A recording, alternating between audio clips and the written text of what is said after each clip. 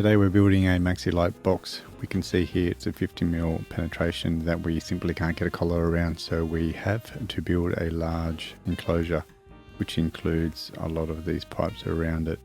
The collars have been put on the pipes so that we know roughly where we think the enclosure will sit, and also to make sure that we can get the fire collars on those particular pipes. And we've started putting the frame in place which will hold the Maxilite board. Now we have some droppers in place and the frame is starting to come together. We can see that it's not level, the droppers, so we're putting a level up against it, obviously a level. And once this is level, we will pop another button screw in and that will hold it in place and level. Now the bottom one's in place, we have the same problem, that it may not be level. We've put one screw in here to hold it. On the other side we can see it's not level. We'll do the same thing, we'll put a level on the bottom, line it up, and then put a button screw in place to hold it at level. It's important to have your frame level, because if your frame is nice and square, then your board will end up being nice and square. So here's the other side set up. We can still see that this is loose and not level, so we will put a level on this as well and a button screw in place, as well as the other side so it doesn't move around. That lets us put in the bottom frame nice and easy. Now this also helps us keep the enclosure square. Here the frame's done, strong and level. The collars are in place inside and out. This one was very tight, we couldn't use ProMat board on this one. We can go through on other videos why we couldn't use it.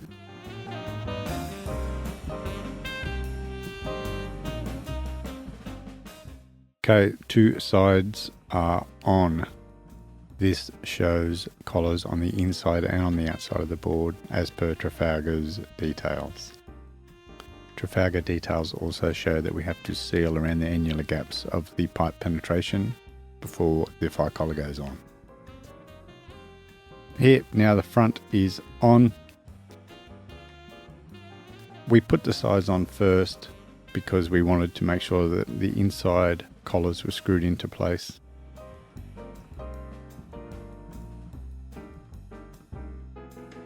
Now our bottom's in place, we'll look at starting to put some trims on each side.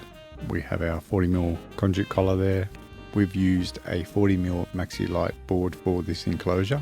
Keep in mind that we have to thicken it locally around each penetration up to 60mm for a 120-minute integrity seal for pipes up to 90mm.